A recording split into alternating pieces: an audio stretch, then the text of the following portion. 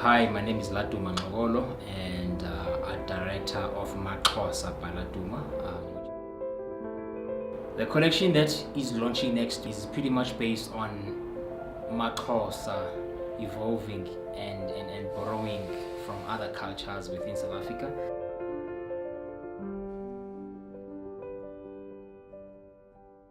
Like for instance, with the Zulu have some of the most beautiful aesthetics which are a little bit similar to the Xhosa aesthetics.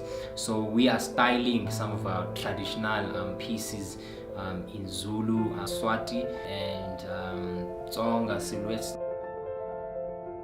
But at the end of the day, we represent Africa, which can be interpreted in a lot of ways that represents the African aesthetic.